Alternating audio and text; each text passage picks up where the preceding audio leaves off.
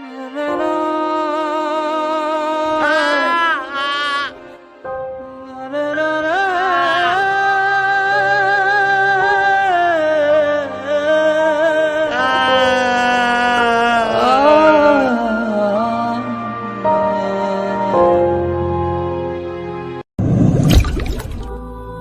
মতো আজও নেশা করে বাসায় ফেরার সময় হঠাৎ মনে হলো কেউ ডাকছে আমায়। পিছন ফিরে তাকাতেই দেখতে পেলাম একটা মেয়ে। দেখতে খারাপ না, কিন্তু এত রাতে এই মেয়ে এখানে কি করে? আর এখানে তো ভালো মেয়ে থাকে না। তার মানে কি মেয়েটা? কি সব ভাবতেছি আমি। আগে জেনে নেই কেন ডাকলো আমাকে। মেয়েটার সামনে দাঁড়িয়ে কোনো কিছু বলার আগে আমাকে মেয়েটা বলল, লাগবে নাকি? আমি কোনো কিছু না বুঝেই তার কাছে জানতে চাইলাম কি লাগবে। কেন, আপনি বোঝেন না কি লাগবে? আমি বুঝলে কি আপনার কাছে জানতে চাইতাম? ও, আপনি কি ফিটার খান যে আমার কথা বুঝতেছেন না? দেখুন, যা বলার তাড়াতাড়ি বলেন, আমার হাতে সময় নাই। এমনিতেই নেশাটা একটু বেশি করে ফেলেছি, তাই সবকিছু বিরক্ত লাগছে। এত তাড়া কেন? বাসায় কি বউ রেখে এসেছেন নাকি? দেখুন, আমি কিন্তু এবার রেগে যাব। কিছু বললে বলেন, নয়তো আমাকে যেতে দিন। আচ্ছা বলছি, আমাকে লাগবে নাকি? আপনাকে দিয়ে আমি কি করব? আর আমার এখন মুড ঠিক নাই। যা বলার বুঝিয়ে বলেন, নয়তো আমি চললাম।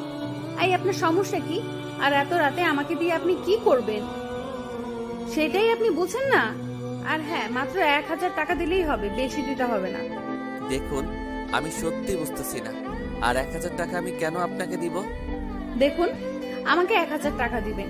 এর জন্য আজকে সারা রাতের জন্য বউ হব। এখন বুঝতে পারছেন কেন টাকা চাইছি? সরি, আমার কাছে টাকা নাই। আর বউয়েরও দরকার নাই আমার। 1000 টাকা হলে আমি নেশা করতে পারবো 2 দিন। আচ্ছা শুনেন, 800 টাকা দিয়েন। তাও না কইরেন না দয়া করে। আমার টাকাটা খুব দরকার। 800 টাকা না হলে মায়ের জন্য ওষুধ নিতে পারবো না। মায়ের ওষুধের কথা শুনে কেন জানি একটু খারাপ লাগলো।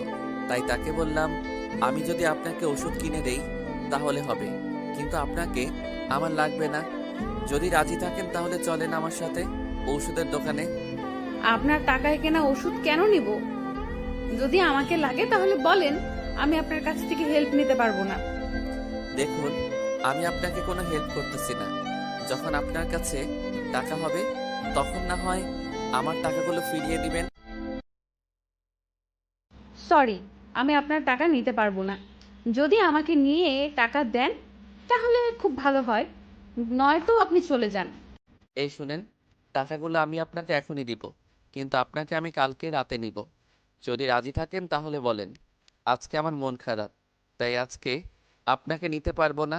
ওকে, টাকা নিতে পারি, কিন্তু আমাকে কথা দিতে হবে কালকে আপনি আমাকে নেবেন।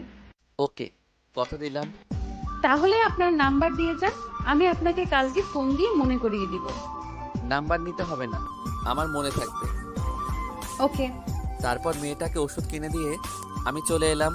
ও, আপনাদের তো বলাই হয়নি কে আমি আর কেন প্রতিদিন নেশা করি। আমি রাফি, বাবা মায়ের একমাত্র সন্তান। আমার বাসা উত্তরাতে। আর নেশাটা আমি আগে করতাম না, কিন্তু এখন করি। আমি একটা মেয়েকে খুব বেশি ভালোবাসতাম। তার সাথে সম্পর্ক প্রায় 4 বছরের, কিন্তু এক মুহূর্তে সব সম্পর্ক ছিন্ন করে চলে গেছে আমাকে ছেড়ে। তার কাছে শুধু জানতে চেয়েছিলাম কেন ছেড়ে চলে গেলে আমাকে, কিন্তু তার কোনো উত্তর আমি আজও পাইনি। তারপর থেকে তাকে ভুলে থাকার জন্য নেশা করা শুরু করি, কিন্তু ভুলতে পারিনি আজও। আজও তার জন্য 2 চোখ বেয়ে জল পড়ে। শুধু নেশা করে মিথ্যে ভালো থাকার অভিনয় করি, কিন্তু ভালো থাকতে পারি না। তাই নেশা করাটাই যেন এখন আমার পেশা হয়ে গেছে। তারপর বাসায় এসে ঘুমিয়ে পড়লাম। পরের দিন সকাল 11টার দিকে ঘুম থেকে উঠে ফ্রেশ হয়ে কিছু খাবার খেয়ে আড্ডা দেওয়ার জন্য বাইরে যাব। এমন সময় হঠাৎ পিছন থেকে মা বলে উঠল, একটু তাড়াতাড়ি বাসায় আসিস। কেন মা? আমরা একটু গ্রামের বাড়ি যাব। ও, তা কোন সময় যাবে আর ফিরে আসবে কখন? বিকেলের দিকে যাব। আর ভাবতেছি কয়েকটা দিন থাকবো সেখানে। কি? তাহলে আমি কি করব একা একা? আর আমাকে রান্না করে দিবে কে? কালকে থেকে বুয়া আসবে রান্না করতে। এমন সময় মনে হলো গতকাল রাতের ঘটনা। সেই মেয়েকে যদি বাসায় নিয়ে আসি তাহলেই তো বুয়ার হাতে রান্না খেতে হবে না। তাই মাকে বললাম, তুমি বুয়াকে আসতে মানা করে যাও, আমি নিজেই রান্না করে খেতে পারবো। আর তুমি তো জানো আমি তোমার রান্না ছাড়া অন্য কারো হাতের রান্না করা খাবার খেতে পারি না। পারবি তো রান্না করে খেতে? হুম, পারবো। তাহলে আমি বুয়াকে মানা করে দিবনি। এখন যা, তাড়াতাড়ি বাসায় চলে আসিস। ওকে মা। বলেই বাড়ি থেকে বেরিয়ে পড়লাম একটু আড্ডা দেওয়ার জন্য। বন্ধুদের সাথে মামার টং দোকানে বসে চা খাচ্ছি। এমন সময় রবিন জানতে চাইলো, আখির খবর কিরে মামা? কোনো যোগাযোগ হয়েছে কি? না, আর যোগাযোগ করার হলে কি আমার সাথে সম্পর্কটা শেষ করতো নাকি? মামা, আমাদের এখনো কিন্তু বলনি কিভাবে আখির সাথে পরিচয় হয়েছিল। বাদ দাও তো, সেই কথা আমি আর মনে করতে চাই না। সেই দিনগুলোর কথা মনে হলে কষ্টটা আরো বেড়ে যায়। তারপরও যদি বলতে একটু, আমাদের সবার খুব জানতে ইচ্ছে করে। ওকে, বলছি। আমরা তখন সাভারে থাকতাম, আর আমার যখন মন খুব ভালো এবং খুব বেশি খারাপ থাকতো, তখন আমি স্মৃতিসৌধে গিয়ে বসে থাকতাম একা একা। সেদিন শুক্রবার ছিল। সেদিন আমার মনটা খুব খারাপ ছিল কোনো একটা কারণে। হঠাৎ কোনো একটা মেয়ের মিষ্টি কণ্ঠ ভেসে এলো। মেয়েটা বলছে, আমি কি এখানে একটু বসতে পারি? মন খারাপ, তাই মাথা উঁচু করে দেখার প্রয়োজন বোধ মনে করলাম না। শুধু এতটুকুই বলেছিলাম, কোনো সমস্যা নেই, আপনি বসতে পারেন। ধন্যবাদ। ধন্যবাদ দিতে হবে না। আপনার বাসা কোথায়? সাভার। আপনার বাসা কোথায়? এই তো রাস্তার ওপাশে। তারপর আরো অনেক কিছু জানা হলো আমাদের। আমি কি করি, সে কি করে ইত্যাদি। হঠাৎ মেয়েটা বলে উঠল, চলেন একটু সামনে যাই। ওকে। বলে আমরা দুজন চারপাশটা দেখতে লাগলাম। আবারও মেয়েটা বলে উঠল, আমার কয়েকটা ছবি তুলে দেবেন? ওকে, কোনো সমস্যা নেই, আপনার মোবাইলটা দিন, আমি ছবি তুলে দিতেছি। আমার মোবাইল দিয়ে ছবি ভালো হয় না। তাহলে কিভাবে ছবি তুলে দিব? কেন? আপনার মোবাইল দিয়ে? আমার মোবাইল দিয়ে ছবি তুললে আপনার কোনো সমস্যা হবে না তো? সমস্যা কেন হবে? এই যে আপনার ছবি আমার মোবাইলে থাকবে, আমি যদি আপনার ছবিগুলো ফেসবুকে দিয়ে দেই? কেন দিবেন? আর ছবি তোলার পর ছবিগুলো আমাকে দিয়ে আপনার মোবাইল থেকে ডিলিট করে দিবে? ওকে। তারপর আমি তার অনেকগুলো ছবি তুলে দিলাম। হঠাৎই মেয়েটা এমন একটা কথা বলল যে কথার জন্য আমি মোটেও প্রস্তুত ছিলাম না। আর কিভাবে প্রস্তুত থাকবো আপনারা বলেন? কিছুক্ষণ আগে আমাদের পরিচয় হলো, এর মাঝে এত বড় অফার দিবে তা আমি কখনো কল্পনাও করিনি। মেয়েটা বলেছি, চলেন আমরা দুজনে সিনেমা দেখে আসি। আমি কি বলবো বুঝতেছি না। এদিকে মনটাও খারাপ, সিনেমা দেখলে যদি মনটাও একটু ভালো হয়, তাও আবার এত সুন্দর একটা মেয়ের সাথে। ভাগ্যটা এত ভালো হবে কোনোদিন ভাবতেও পারিনি। কি হলো, কিছু বলছেন না যে? কই, কিছু হয়নি তো। তাহলে এত কি ভাবছেন? আমার সাথে সিনেমা দেখতে কোনো সমস্যা নাকি আপনার? আরে না, সমস্যা কেন হবে? এ তো আমার পরম সৌভাগ্য। আপনার এত এত। থামলেন কেন? আমার মতো এত কি? বাকিটা বলেন। না থাক, বাকিটা বলা যাবে না। কেন? যদি না বলেন তাহলে আপনার সাথে আর কথাই বলবো না। আর বসে থাকবে? তারে ফোন দিয়ে বলে দিলেই হতো, কিন্তু আমার ফোনে তো টাকা নেই। ও, তাহলে আমার মোবাইল দিয়ে ফোন দিয়ে বলে দেন। তাহলে তো ভালোই হয়। এই নিন মোবাইল, ফোন দিয়ে জানিয়ে দেন। তারপর মেয়েটা আমার মোবাইল দিয়ে তার ফ্রেন্ডকে ফোন দিয়ে বলে দিল তার আসতে একটু লেট হবে, এখন সিনেমা হলে আছে, 2 ঘন্টা পর দেখা করার কথা বললো। তারপর আমরা সিনেমা দেখায় মন দিলাম, কিন্তু আমি কোনোভাবেই সিনেমা দেখায় মন দিতে পারতেছি না। আপনারাই বলেন, পাশে যদি এত সুন্দর একটা মেয়ে বসে থাকে তাহলে সিনেমা কি ভালো লাগবে? আমি তো শুধু তার দিকে চেয়ে আছি, সেও আমাকে দেখে, আমি তার দিকে চেয়ে আছি, কিন্তু মেয়েটা কিছু বলে না, শুধু মিষ্টি একটা হাসি উপহার দেয়। সেই হাসিতে তো আমি কোথায় যেন হারিয়ে যাই। সিনেমা শেষ করে আমরা বাহিরে বেরিয়ে এলাম। মেয়েটা আমাকে বলল, সিনেমাটা কেমন লাগলো? অনেক ভালো লাগছে। কি ভালো লাগছে, সিনেমা না আমাকে? সিনেমা। কিন্তু আপনি তো সিনেমা দেখেননি, আপনি তো শুধু আমাকে দেখলেন। না, আসি, সিনেমা দেখতেছি তো। আমি আপনাকে একটা কথা বলে রাখি, আমি মিথ্যে কথা বলা পছন্দ করি না। আর আপনি আমার সাথে মিথ্যে কথা বলছেন। কি করব বলেন? এই প্রথম করে মেয়ের সাথে সিনেমা হলে গিয়ে সিনেমা দেখলাম, আর আপনিই বলেন পাশে এত সুন্দর একটা মেয়ে থাকতে আমি কেন সিনেমা দেখব? ও এই কথা। হুম। আপনার মোবাইলটা দিন তো একটু, এখন আবার তারে ফোন দিব। আমি মোবাইলটা আবার দিলাম। মেয়েটা তারে ফোন করে এখন আসতে বলল। হঠাৎ মেয়েটা আমাকে বলল, আচ্ছা, আমি যে আপনার সাথে এত সময় কথা বললাম, আপনার কষ্ট হয়নি? কষ্ট কেন হবে? কষ্ট তো একটু হবার কথা। এই যে আমাকে আপনি চেনেন না, জানেন না, অথচ আমার জন্য আপনার এত সময় নষ্ট করলেন। আরে সময় নষ্ট কেন হবে? সত্যি বলতে আজকে আমার মনটা খুব খারাপ ছিল, কিন্তু আপনার সাথে এতটা সময় কাটিয়ে এখন মনটা অনেক ভালো হয়ে গেছে। আপনার মন খারাপ ছিল তা আমি আগেই বুঝতে পারছিলাম। কিভাবে আর কোন সময়? সেই প্রথম যখন আপনি বসেছিলেন। ও, আমি তো ভুলেই গিয়েছিলাম। মা আজকে একটু তাড়াতাড়ি বাসায় যেতে বলেছেন। এই দেখো তো কত বাজে। 3টা বাজে বন্ধু। ও অনেক লেট হয়ে গেছে। আজকে আমাকে এখন বাসায় যেতে হবে। কেন? আর বলিস না বন্ধু, মা বাবা গ্রামের বাড়ি যাবে। তাহলে তোর গল্পটা শেষ করে যা। না রে, সময় নেই, অন্য কোনো এক সময় বলবো। ওকে। বন্ধুদের কাছ থেকে বিদায় নিয়ে বাসায় চলে এলাম। কি রে, তুই এত লেট করে বাসায় আসলি কেন? তোকে না বলেছিলাম একটু তাড়াতাড়ি বাসায় আসতে? একটু কাজ ছিল তাই লেট হয়েছে মা। কি এমন কাজ ছিল তোর? কাজ বলতে বন্ধুদের সাথে আড্ডা দেওয়া ছাড়া? বন্ধুদের সাথে আড্ডা দিতে দিতে আমি ভুলে গিয়েছিলাম বাসায় আসার কথা। তারপর মা আমাকে সবকিছু বুঝিয়ে দিয়ে মা বাবা বেরিয়ে গেলেন। আমিও মা বাবাকে বিদায় দিয়ে একটু ঘুমিয়ে নিলাম। রাত 9টার দিকে বাসা থেকে বেরিয়ে পড়লাম সেই মেয়ের সাথে দেখা করার জন্য। অনেক খোঁজাখুঁজির পর সেই মেয়ে দেখা পেলাম না। এদিকে রাত প্রায় 11টা বাজে, কিন্তু সেই মেয়ের দেখা পেলাম না। তাই বাসার উদ্দেশ্যে পা বাড়ালাম। হঠাৎ পিছনে ফিরে যা দেখলাম তার জন্য আমি মোটেও প্রস্তুত ছিলাম না। এখন কি করব ঠিক বুঝে উঠতে পারছি না। আপনাদেরও বলছি কি হয়েছিল, আপনারাও এমনটা আশা করেননি। হঠাৎ পিছনে ফিরে কিছু পড়ার শব্দ পেলাম। পিছনে ফিরে দেখতে পেলাম একটা মাইক্রোবাস থেকে একটা মেয়েকে ফেলে দিয়ে আবার চলে গেল। আমি মেয়েটার কাছে গিয়ে দেখলাম গতকালের সেই মেয়ে যাকে এত সময় ধরে খুঁজে বেড়াচ্ছি, কিন্তু মেয়েটির একই অবস্থা। মেয়েটার জামায় রক্তে দাগ। এখন আমি কি করব? মেয়েটার কাছে জানতে চাইলাম কি হয়েছে, কিন্তু মেয়েটা কিছু বলছে না, শুধু আমাকে দেখে চোখের পানি ছেড়ে দিল।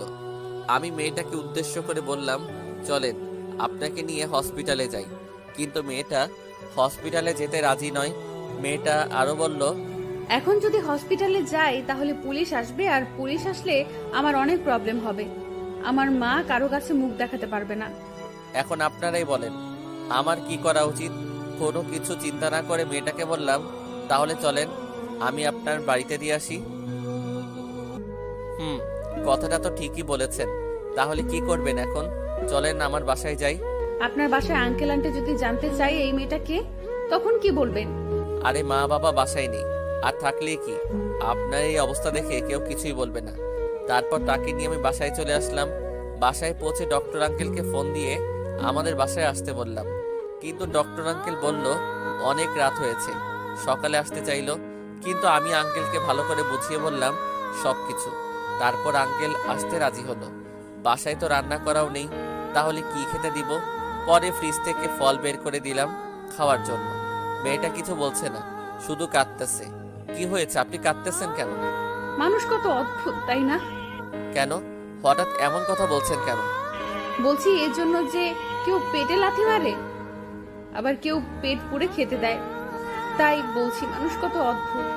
বুঝলাম, কিন্তু কি হয়েছিল যে ওরা আপনাকে গাড়ি থেকে ফেলে দিল কেন? আসলে আমি ওদের কথাটা শেষ করার আগে ডক্টর আঙ্কেল চলে এসেছেন, তাই কথাটা শুনতে পেলাম না।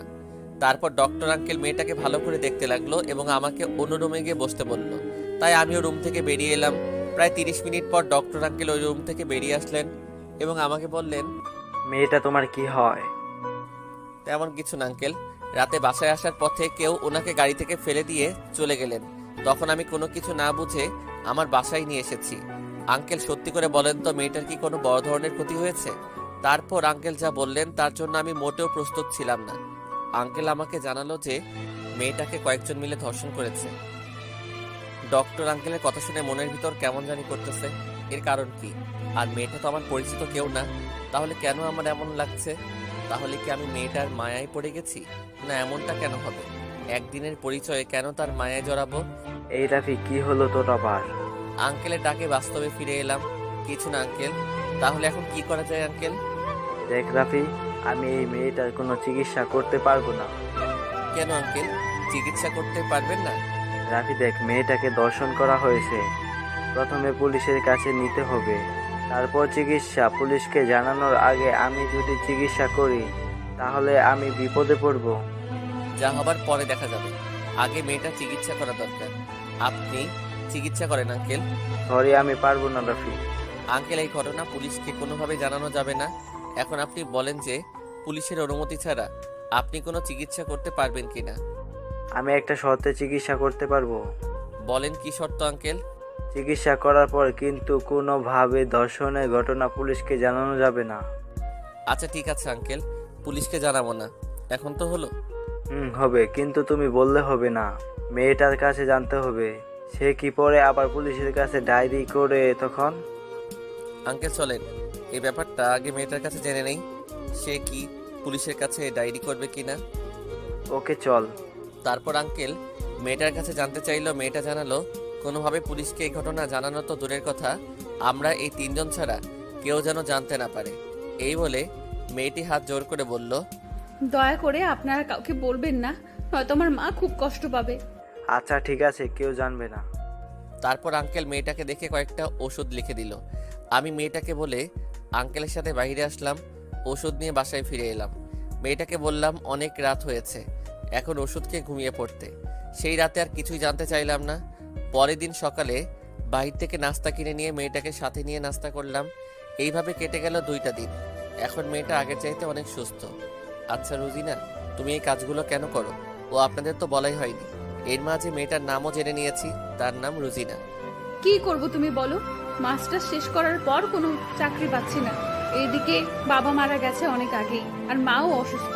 তার পিছনে প্রতিদিন 300 টাকার ওষুধ যায়। আর কোনো কিছু চিন্তা না করে হন্য হয়ে চাকরি খুঁজে বেড়াচ্ছি। সবাই চাকরির বদলে ঘুষ চায়, আমার কাছে ওষুধের টাকা নেই। সেখানে ঘুষের টাকা কিভাবে দেব বলো? হঠাৎ তার কয়েকদিন পর একটা অফিসের চাকরির জন্য আমাকে ডাকা হলো। চাকরিটাও হয়ে গেল, ভালোই চলছিল দিন, বেতনটাও মোটামুটি ভালোই। তাহলে তুমি চাকরিটা ছেড়ে দিলে কেন? অবশ্য চাকরিটা ছাড়ার কারণও আছে। কি কারণ? তারপর রোজিনার কথা শুনে আমার গায়ের লোম দাঁড়িয়ে গেল। মানুষ এতটা পশু কি করে হতে পারে? আমিও তাকে কিছুই বলতে পারলাম না। তার কথাগুলো শুনে আমি নিজেই তো কান্না করছি। তাকে শুধু একটা কথা বললাম যে এখন আমি যদি আপনার পাশে দাঁড়াই, তাহলে কি আপনি এই রাস্তাটা ছেড়ে দিতে পারবেন? শুধু আপনি কেন, আমার জন্য কষ্ট পাবেন? আপনার জন্য পরে কষ্ট পাবো কিনা তা জানি না, কিন্তু আপনার জন্য এখন আমি কষ্ট পাচ্ছি। আর ততদিন কষ্ট পাবো যতদিন আপনি এই রাস্তাটা ছেড়ে না দেন। আমার জন্য কেন কষ্ট পাচ্ছেন? আর হ্যাঁ, আপনার সাথে তো মাত্র কয়েকদিন আগে দেখা হলো, এরই মাঝে আমার জন্য কষ্ট পাচ্ছেন? কারণটা কি একটু বলবেন? কারণটা জানি না আমি কেন কষ্ট পাচ্ছি, তবে আপনার জন্য কিছু করতে না পারলে নিজেকে কখনো ক্ষমা করতে পারবো না। আমি আপনার একজন বন্ধু হয়ে আপনার পাশে থাকতে চাই। কি দিবেন বন্ধুত্বের হাতটা বাড়িয়ে? তার আগে আমি কিছু বলতে চাই।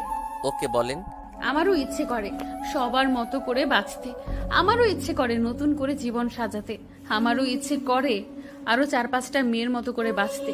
যখন আমি প্রথমে এই রাস্তায় পা বাড়ালাম, তখন যদি আমার পাশে কেউ দাঁড়াতো, তাহলে হয়তো আজকে আমাকে রাতের পাখি হতে হতো না। বাদ দিন তো শৈশব কথা, নতুন করে জীবনটা শুরু করেন। নতুন করে শুরু করতে চাইলেই কি হবে? এই সমাজ আমাকে ভালোভাবে বাঁচতে দিবে না। এই সমাজের কিছু লোক চায় না আমি ভালোভাবে বেঁচে থাকি। ধরেন সব কিছু নতুন করে শুরু করলাম, কিন্তু আমাকে বিয়ে করে কে একটা সংসার দিবে? ধরেন কেউ একজন আমার দায়িত্বটাও নিল। যখন আমার বাচ্চা হবে, বাচ্চার যখন 6-7 বছর হবে, তখন যদি সন্তান জানতে পারে আমি একজন পতিতা ছিলাম, তখন সন্তানের চোখে ঘৃণা ছাড়া কিছুই পাবো না। দেখুন, পরেরটা পরে দেখা যাবে। এখন আপনি আমাকে কথা দিন এই রাস্তা ছেড়ে দিবেন। বললেই তো আর হলো না। এখন এই রাস্তা ছেড়ে দিলে আমার মায়ের ওষুধের টাকা কোথায় পাবো? আর সংসারের খরচের টাকা কোথায় পাবো আমি? সেইটা আমি দেখব। আপনি আগে সুস্থ হন, তারপর আপনার চাকরি দেওয়ার দায়িত্ব আমার। তার আগে আমাকে কথা দিতে হবে আপনাকে। আমার 2টি কথা রাখবেন। বলেন, চেষ্টা করব রাখার। না, আগে কথা দিতে হবে। ওকে কথা দিলাম।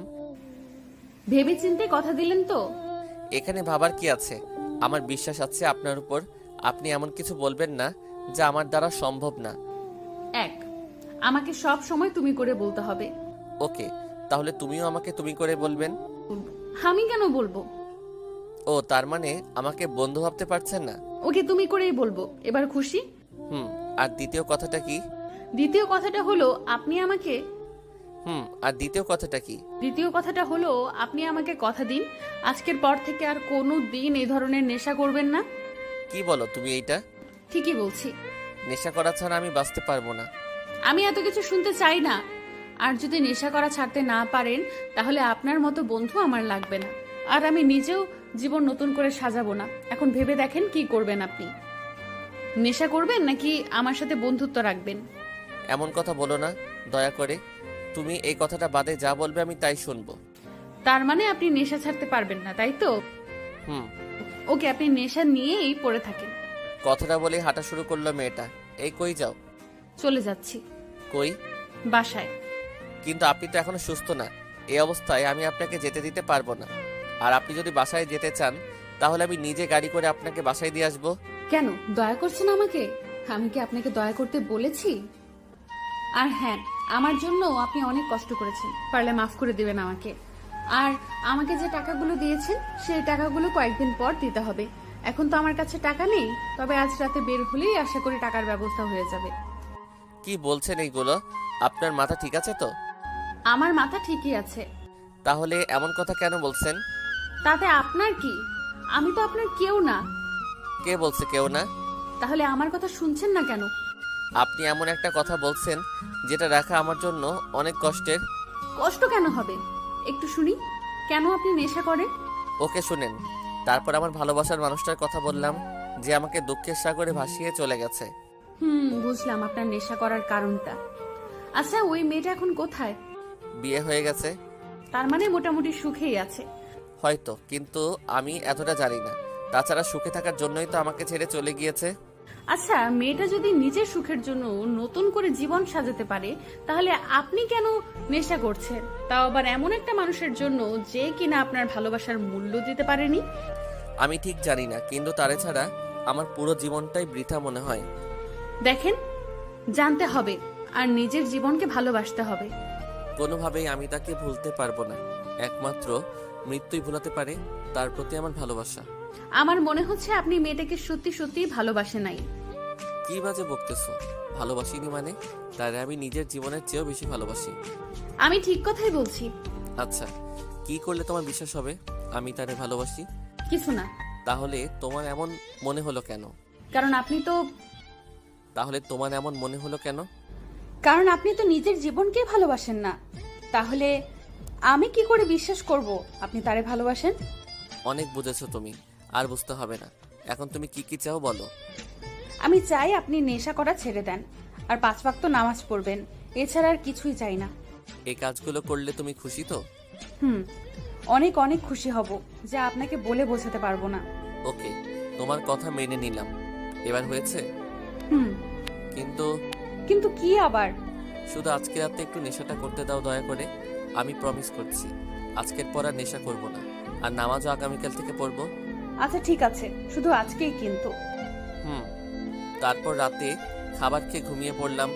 ঘুমিয়ে আছি, এমন সময় মনে হলো কেউ আমার বুকে হাত রেখে ডাকতেছে। আমি ভাবলাম হয়তো আমি ঘুমের মাঝে স্বপ্ন দেখতেছি, কিন্তু না। একটু পর তো আবারও স্পর্শ পেলাম, তাই বাধ্য হয়ে চোখের পাতাটা একটু মেলে ধরতেই দেখতে পেলাম রোজিনা ডাকতেছে। কি হয়েছে? এত রাতে কেন ডাকতেছো? রাত মানে নামাজ পড়বেন না? কয়টা বাজে? রাত 3টা বাজে। এত রাতে কেউ নামাজ পড়ে নাকি? যেহেতু জীবনটা নতুন করে সাজাবেন, তাই আমি চাই তাহাজ্জুদ নামাজ দিয়ে শুরু করেন। আল্লাহর কাছে ক্ষমা চান আর আল্লাহর কাছে সাহায্য চান, যেন নতুন করে জীবনটা সাজাতে পারেন। এই নামাজটা না পড়লে হয় না দয়া করে? যান, আপনার নামাজ পড়া লাগবে না। আচ্ছা হয়েছে, আর রাগ করতে হবে না। আমি ফ্রেশ হয়ে অজু করে আসতেছি। এবার খুশি? অনেক।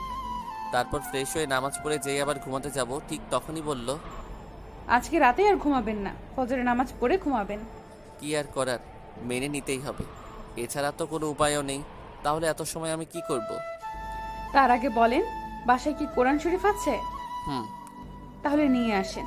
ওকে। তারপর রোজিনা কোরআন তেলাওয়াত করছে আর আমি পাশে বসে শুনতেছি। আমার খুব ভালো লাগছে। কেন যেন আমার মনে হচ্ছে সারা জীবন যদি এইভাবে তেলাওয়াত শুনতে পেতাম তাহলে খুব ভালো হতো। তারপর ফজরের নামাজ শেষ করে ঘুমিয়ে পড়লাম। এইভাবে কেটে গেল 3টে দিন। এই 3টে দিনই 5 ওয়াক্ত নামাজ পড়েছি। রুজিনাও এখন পুরো সুস্থ, তাই আজকে রুজিনাকে বাসায় দিয়ে এসেছি এবং রুজিনাকে বলে এসেছি বাবা বাসায় ফিরে এলেই তোমার চাকরির ব্যবস্থা করে দিব। পরের দিন সকালে মা বাবা বাসায় আসলেন। দুপুরে মা যখন খাবার খাওয়ার জন্য ডাকলো তখন আমি মাকে বললাম আমি নামাজ পড়ে তারপর খেতে আসতেছি। মা তো অবাক, কিন্তু তখন কিছুই বলল না, শুধু বলল। ঠিক আছে। নামাজ শেষ করে যখন খাবার খেতে আসলাম, দেখি বাবা মা খাবার টেবিলে আমার জন্য বসে আছে। তারপর মা বলল, বাবা, তোর শরীর ঠিক আছে তো? হুম, কিন্তু কেন? এতটা পরিবর্তন হয়েছিস তো, তাই জানতে চাইলাম। তারপর মা বাবাকে জানালাম আজ 4 দিন ধরে 5 ওয়াক্ত নামাজ পড়ি। তখন মা বাবা যে কতটা খুশি হয়েছে তা আপনাদের বলে বোঝাতে পারবো না। তারপর মা বাবাকে উদ্দেশ্য করে বললাম, আরেকটা কাজ করেছি আমি। কি কাজ বাবা? আমি এখন আর কোনো ধরনের নেশা করি না। আমার কথাটা শুনে বাবা মা দুজনে কেঁদে দিলেন। কি হলো, কাঁদতেছো কেন তোমরা? খুশিতে কান্না করছি রে বাবা। আমার বুকে আয় বাবা একটু। তারপর বাবা মা দুজনেই আমাকে জড়িয়ে ধরে কান্না করছে। বাবা আমাকে বলল, তুই আজকে আমার কাছে যা চাবি আমি তাই দেওয়ার চেষ্টা করব। দেবে তো বাবা? বল শুধু কি লাগবে। পরে কিন্তু না করতে পারবা না। ওকে। আমি কিন্তু ছোটখাটো কিছু চাবো না। তুই যদি এখন আমার কলিজাটাও চাস তাহলে দিব। কলিজা দিতে হবে না, শুধু একটা চাকরির ব্যবস্থা করে দাও। তুমি চাকরি কেন করবে বাবা? আমি তো তোমাকে অনেক আগেই বলেছি আমাদের ব্যবসাটা দেখাশোনা করতে। কয়েকদিন পর তো তোমাকেই অফিসটা সামলাতে হবে। আগে আমার কথাটা শোনো বাবা। বলো। চাকরিটা আমার জন্য না। তাহলে? তারপর বাবা মাকে সবকিছু খুলে বললাম রোজিনার ব্যাপারে, এবং বাবাকে আরও জানালাম সে আগে একটা অফিসে জেনারেল ম্যানেজার হিসেবে কাজ করত এবং চাকরিটা ছেড়ে দিয়েছে, আর এখন কি করে কিছুই লুকালাম না। সবচেয়ে বড় কথা হলো এই কয়েকদিন রোজিনা আমাদের বাসাতেই ছিল। কেন ছিল তাও বললাম। আর আমার যে পরিবর্তন তোমরা দেখতেছো, এটা কিন্তু রোজিনার জন্যই হয়েছে। সবকিছু শোনার পর বাবা জানতে চাইলো, এখন তাহলে কি চাও তুমি? বাবা আমি চাই রুজিনের একটা চাকরির ব্যবস্থা করে দাও, আর তোমার যদি আপত্তি না থাকে তাহলে আমাদের কোম্পানিতে চাকরির ব্যবস্থা করে দাও। ও, আপনাদের তো বলাই হয়নি, আমাদের কয়েকটা গার্মেন্টস ফ্যাক্টরি আছে। বাবা আমাকে অনেক অনুরোধ করেছে একটা অফিসের দায়িত্ব নিতে, কিন্তু আমার প্রতিদিন অফিস করা ভালো লাগে না। তার কিছুদিন পরই তো একটা ভুল মানুষকে ভালোবেসে নেশা করা শুরু করেছিলাম, তাই বাবা মা কেউ আমার সাথে ভালোভাবে কথাও বলতো না। আচ্ছা, একটা কাজ করলে কেমন হয়? বলো, কি কাজ বাবা? উত্তরাতে আমাদের যে ফ্যাক্টরিটা আছে, তো এই ফ্যাক্টরির দায়িত্বটা যদি তোমাদের দুজনকে দিয়ে দেয়, পারবে না তোমরা দুজন মিলে অফিসটা সামলাতে? বাবা এর মাঝে আমাকে কেন টানতেছো? তুমি তো জানো আমার এই অফিস করা ভালো লাগে না। আমি তোমাকে এই জন্যই টানতেছি। ওই মেয়ের হাতে তো পুরো অফিসটা ছেড়ে দিতে পারি না, পরে যদি মেয়েটা কোনো সমস্যা করে। তাই আমি চাই অফিসের দায়িত্ব তোমাদের দুজনের সমান থাকবে। কোনো কিছু করতে গেলে তোমাদের দুজনের স্বাক্ষর থাকতে হবে। ওকে বাবা, আর তোমাকে অনেক ধন্যবাদ বাবা। আরে ধন্যবাদ দিতে হবে না, আমরা তো আরও ভালো হল, আর আমরা টেনশনটাও করতে হবে না ওই উত্তরার অফিসটা নিয়ে। তা কবে থেকে জয়েন করতে পারবা তোমরা বাবা? বাবা আগে রোজিনাকে এই খুশির খবরটা তো দিয়ে নেই, আর জেনেও আসি কবে থেকে জয়েন করতে পারবে। তারপর খাবার শেষ করে গাড়ি নিয়ে বেরিয়ে পড়লাম রোজিনার বাসার উদ্দেশ্যে। রোজিনা তো আমাকে দেখে অবাক। হঠাৎ আপনি? কেন আসতে পারি না? পারেন। তাহলে? না, আমাকে জানিয়ে আসবেন না একটু? তোমার জন্য একটা খুশির খবর আছে, তাই না জানিয়ে চলে এলাম। তাই নাকি? তা কি খুশির খবর একটু বলবেন? না, তার আগে আমার একটা শর্ত আছে। কি শর্ত? আগে বলো আমার শর্তটা মেনে নিবে? মানার মতো হলে অবশ্যই মেনে নেব। মানার মতো শর্ত দেব তোমাকে। ওকে, মানবো। এখন তো বলেন। আমি চাই এখন থেকে তুমি আমাকে আপনি করে না বলে তুমি করে বলবে। তুমি করে বললে খুশি তো? অনেক। ওকে, এখন বলো খুশির খবরটা কি?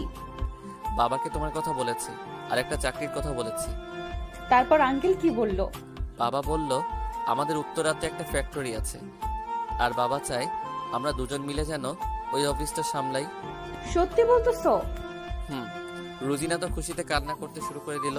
এই তুমি কান্না করতেছো কেন? আমি ভাবতেও পারিনি আমি আবার নতুন করে জীবন সাজাতে পারবো। আমি না তোমার সারা জীবন মনে রাখবো।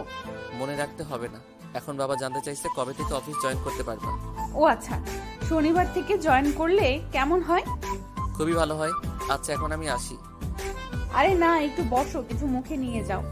না আসলে বাবা বাসায় বসে আছে, আর হ্যাঁ বিকেলে তোমাকে নিয়ে একটু ঘুরতে বের হব। ওকে। তারপর বাবাকে জানিয়ে দিলাম, কিন্তু বাবা আমি না হয় আমাদের উত্তরের বাসায় থাকতে পারবো, কিন্তু রোজিনার জন্য তো একটা বাসার ব্যবস্থা করতে হবে। তা তো করতেই হবে। বাবা তাহলে তুমি একটা বাসা ঠিক করে দাও। আচ্ছা, এই কাজ করলে কেমন হয়? কি কাজ বাবা? আমাদের বাসায় তো তোরা মিলেমিশে থাকতে পারছো। থাকতে পারি, কিন্তু আশেপাশের লোক কি বলবে? কে কি বললো সেটা শুনে লাভ নেই। কিন্তু বাবা, দেখো, তোমার উপর আমার বিশ্বাস আছে। তুমি এমন কোনো কাজ কখনো করবে না যেটা আমাদের সম্মানহানি হয়।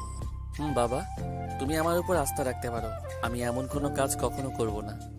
তাহলে তুমি রুজিনের সাথে কথা বলে দেখো, তোমার সাথে এক বাসায় থাকতে তার কোনো আপত্তি আছে কি না। আর নয়তো আমার অন্য বাসার ব্যবস্থা করতে হবে। আচ্ছা বাবা, আমি রোজিনার সাথে কথা বলে তোমাকে রাতে জানাই। আচ্ছা। তারপর গাড়ি নিয়ে রোজিনার বাসায় চলে এলাম এবং রোজিনাকে সবকিছু বললাম। তোমার যদি কোনো আপত্তি না থাকে তাহলে আমারও আপত্তি নেই। আচ্ছা, তুমি যে আমার কথায় আমার সাথে এক বাসায় থাকার জন্য রাজি হলে, পর পেয়েও কিছু করেনি। তুমি এতটাই খারাপ যে আমাকে রাস্তায় পড়ে থাকতে দেখে নিজের বাসায় নিয়ে গিয়েছিলে, আবার নিজের টাকা দিয়ে আমাকে চিকিৎসা করিয়েছো। তুমি এতটাই খারাপ যে সারা রাত জেগে থেকে আমার সেবা যত্ন করেছো। তুমি এতটাই খারাপ যে আমার এক কথায় নেশা করা ছেড়ে দিয়ে নামাজ পড়তেছো। তুমি এতটাই খারাপ যে আমাকে পাপের রাস্তা থেকে ভালো রাস্তায় নিয়ে এসেছো। তুমি এতটাই খারাপ যে আমাকে নতুন জীবন সাজাতে আমার পাশে থেকে আমাকে সাহায্য করছো। তুমি এতটাই থাক, অনেক বলেছো, আর বলতে হবে না। এখন আমি বলি, তুমি শোনো। আমি যদি এখন বলি আমি এত কিছু করছি শুধু তোমাকে ভোগ করার জন্য, তাহলে তুমি আমার সাথে এমন কিছুই করবে না, আমি তা জানি। আমাকে এতটা বিশ্বাস করা কিন্তু ঠিক হচ্ছে না তোমার। ঠিক হচ্ছে কি হচ্ছে না সেটা সময় বলে দিবে। আচ্ছা ধরো, আমি যদি তোমার সেই বিশ্বাসের অমর্যাদা করে তোমাকে ভুল করে নিজের চাহিদা মিটাই, তখন কি হবে? কিছুই হবে না। কেন? দেখো, তুমি যদি আমাকে ভোগ করে খুশি হও তাহলে পৃথিবীতে আমার চাইতে বেশি খুশি আর কেউ হবে না। তুমি কেন এত খুশি হবে? আমি তো তোমার ক্ষতি করব। একটা কথা বলি তোমাকে, কখনো যদি তোমার জীবন বাঁচাতে আমার জীবনটাও দিতে হয়, তাও আমি দিতে এতটুকুও পিছু হাঁটবো না। আর সেখানে আমার শরীর তো কিছুই না। হয়েছে হয়েছে, বুঝতে পারছি। এই কথাটা বলাই আমার বড় ভুল হয়েছে। এখন বাদ দাও তো, এখন কাজের কথায় আসি। আমাদের শুক্রবারে বেরিয়ে যেতে হবে, বুঝোই তো, বাসাটা একটু গোছাতে হবে। আমিও সেটা ভাবছিলাম। এখন কি কোথাও যাবে নাকি ঘুরতে? চলো সিনেমা দেখে আসি। ওকে চলো। তুমি একটু দাঁড়াও, আমি রেডি হয়ে আসি। তারপর রুজিনাকে নিয়ে সোজা সিনেমা হলে। এমন সময় হঠাৎ কেউ একজন পিছন থেকে ডাক দিল আমাকে। পিছন ফিরে যা দেখলাম তার জন্য আমি মোটেও প্রস্তুত ছিলাম না। তাকে দেখা মাত্র আমার মনের মাঝে একটা শীতল শিহরণ বয়ে গেল। কি আপনারা এখনো বুঝতে পারেননি কে আমাকে পিছন থেকে ডাক দিল? আচ্ছা বলতেছি। আমাকে যে পিছন থেকে ডাক দিল তার নাম আখি। চিনতে পারছেন এখন আপনারা? মনে হয় এখনো চিনতে পারেননি আপনারা, কারণ আখির সাথে তো আপনাদের পরিচয়টাও করিয়ে দেইনি। আচ্ছা শোনেন, আমি যাকে একসময় নিজের জীবনের চেয়েও বেশি ভালোবাসতাম, আপনারা হয়তো এটাই ভাবতেছেন আমি কেন ভালোবাসতাম বললাম, তার মানে কি এখন ভালোবাসি না? তাহলে শুনেন কেন বলছি। আপনারা তো জানেন আগে আখির একটু ভালোবাসার জন্য নিজের জীবনটাও দিতে দ্বিধা করতাম না, কিন্তু এখন করি। যে মানুষের জন্য নিজের জীবনের চিন্তা কোনো সময় করতাম না, কিন্তু সে তো আমাকে মন থেকে কোনো সময় চায়নি। যে মানুষটা নিজের সুখের জন্য আমাকে ছেড়ে যেতে পারে, তার জন্য আর যাই হোক তাকে ভালোবাসা যায় না। তাকে হারানোর ভয়ে সবসময় নিজের ছোট ছোট খুশিগুলো কুরবানি করেছি। তার জন্য আমি নেশা করার রাস্তাটাও ধরেছিলাম, কিন্তু কি লাভ হয়েছে আপনারাই বলেন? লাভ হয়নি বললে ভুল হবে, লাভ তো হয়েছে একটু।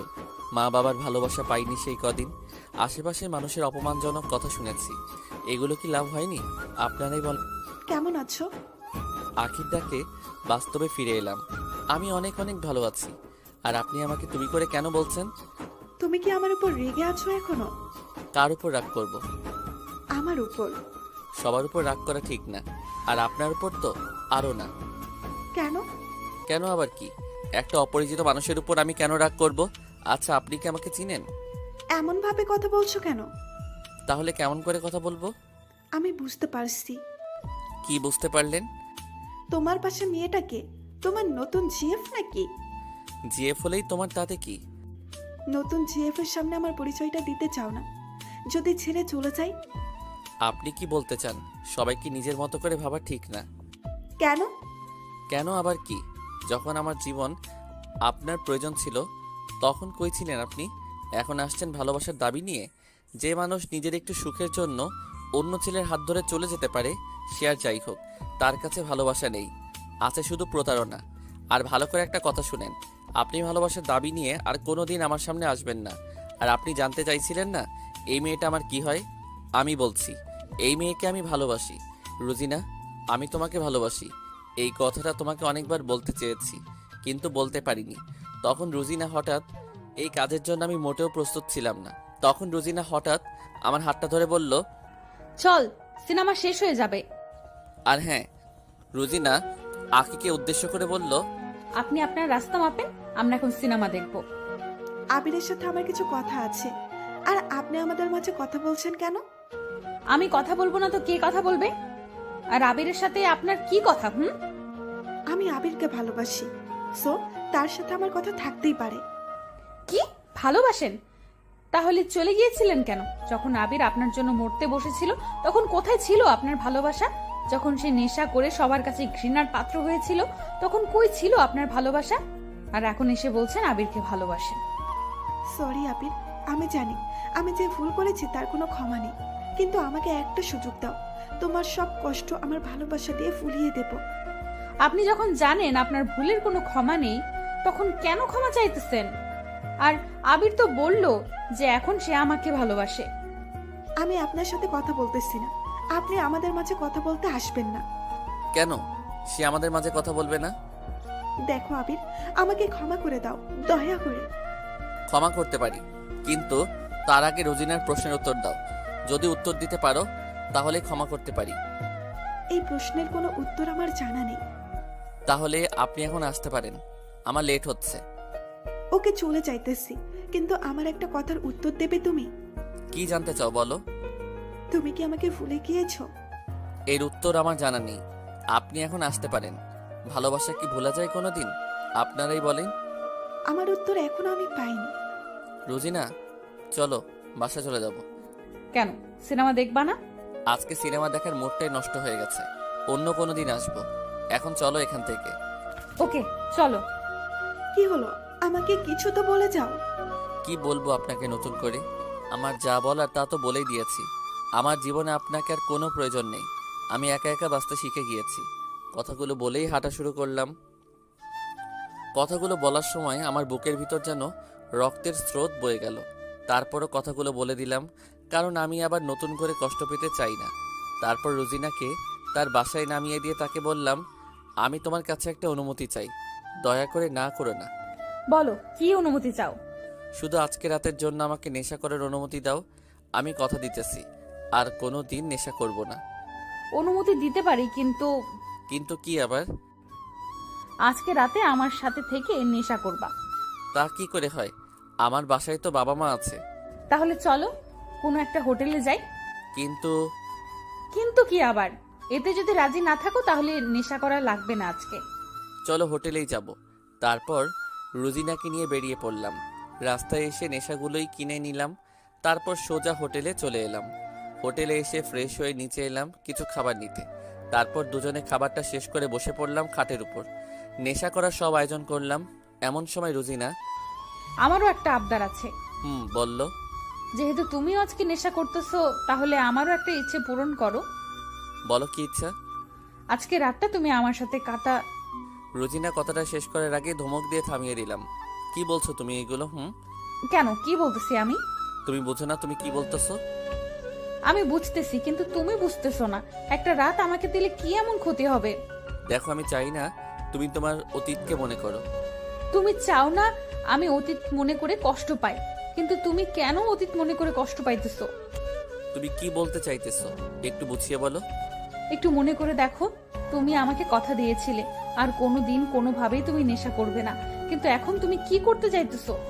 তুমি তো জানো এখন আমার মনের অবস্থাটা কেমন, আর কেন নেশা করতে চাইতেছি। শোনো, আমি এত কিছু বুঝতে চাই না। তুমি যদি এখন নেশা করো তাহলে আজকে রাতটা আমার সাথে থাকতে হবে, আর আগামীকাল সকাল হলেই আমি তোমার জীবন থেকে হারিয়ে যাব, ফিরে যাব সেই অন্ধকার জগতে। দেখো, তুমি কিন্তু এখন একটু বেশি বেশি বলতেছো। আমি এত কিছু শুনতে চাই না। তুমি শুধু বলো তুমি এখন কি চাও, নেশা নাকি আমার ভালো হওয়া? একটু ভেবে বলো। তুমি এমন একটা কথা বলেছো, এখানে ভাবাভাবির কিছু নাই। তোমার জন্য সামান্য নেশা কেন? তুমি চাইলে তোমার জীবনটা সুন্দর করে সাজাতে আমার শরীরের শেষ রক্তবিন্দু থাকা পর্যন্ত চেষ্টা করে যাব। এই কথা বলেই সব কিছু ফেলে দিলাম জানালা দিয়ে। তারপর রোজিনার পাশে এসে খাটে বসলাম। তুমি আমার জন্য এত কেন ভাবো? যে আমার জন্য ভাবে তার জন্য আমি ভাববো না তো কে ভাববে? তারপর আমি রোজিনার কপালে একটা ছোট্ট করে ভালোবাসার পরশ এঁকে দিলাম। এই পরশটা দেওয়ার কারণ কিন্তু তার প্রতি আমার ভালোবাসা না, এই পরশে আছে আমার তরফ থেকে তাকে করা হাজার হাজার সম্মান। চলো তোমাকে বাসায় দিয়ে আসি। আর তুমি কি করবা? আমিও বাসায় চলে যাব। আচ্ছা, বাসায় না গেলে কি হয় না? হবে না কেন? আমি তো আজকে সারা রাতের জন্য বেরিয়েছি, আর মা বাবাও কোনো চিন্তা করবে না, কারণ আমি এখন আর তাদের চিন্তা করার মতো কোনো কাজ করি না। আরও একটা কারণও আছে।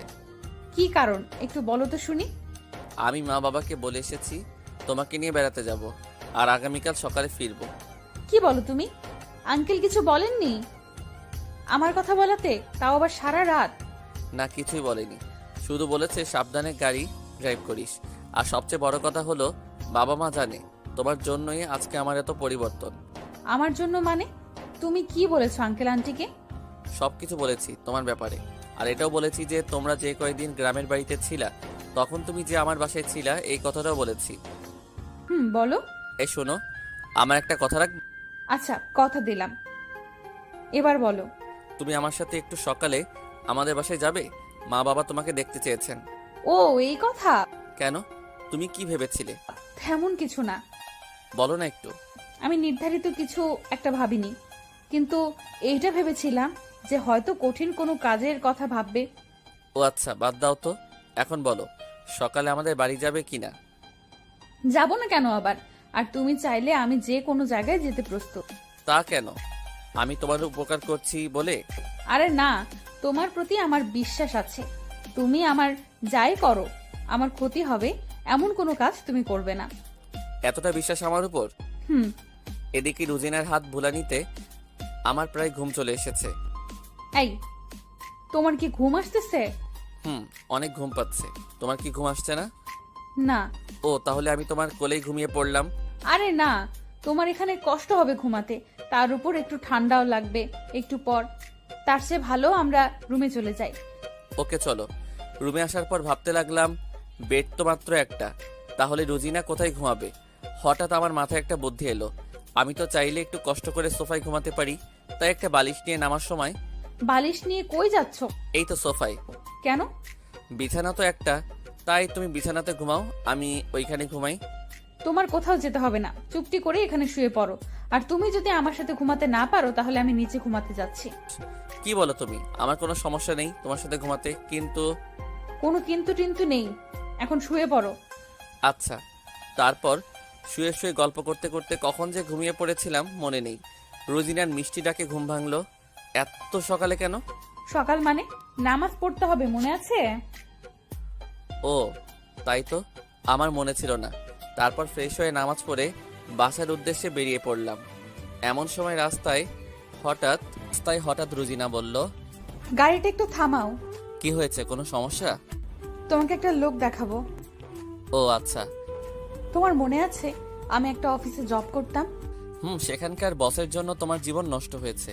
ওইদিকে একটু তাকাও। ওইদিকে তাকাতেই দেখতে পেলাম আমার আঙ্কেল আরো কয়েকজন লোক দাঁড়িয়ে আছেন। আমি আঙ্কেলকে দেখতে পেয়ে রুজিনার কথা ভুলেই গেলাম এবং আঙ্কেলকে ডাকলাম। আঙ্কেল আমাকে দেখে তো অনেক খুশি। তারপর আঙ্কেল আমার কাছে আসলো, তারপর জানতে চাইলো আমার দিনকাল কেমন চলতেছে। হঠাৎ আঙ্কেলের চোখটা গাড়ির ভিতরে বসে থাকা রুজিনার উপর পড়লো। আবির, তুমি শেষমেশ এইসব মেয়ে মানুষ নিয়ে চলাফেরা শুরু করে দিয়েছ? আঙ্কেল, আপনি এই মেয়েকে চিনেন নাকি? মেয়েটা ভালো না।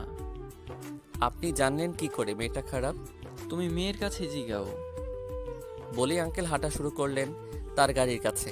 অনেকবার ডাকার পরও আঙ্কেল পিছনে একটু তাকালেন না। তারপর আমি রুজিনার কাছে জানতে চাইলাম, তুমি এই লোকটাকে চিনো? তার আগে বলো, উনি তোমার আঙ্কেল জন? আমাদের অফিসের দায়িত্বে আছেন অনেক বছর ধরে, সেই সূত্রে আঙ্কেল ডাকি। ও, তার মানে তোমাদের আপন কেউ না? না। একটু আগে তোমাকে যে লোক দেখাতে চাইছিলাম ইনি সেই লোক যার জন্য আজ আমার এই অবস্থা। কি বলো তুমি?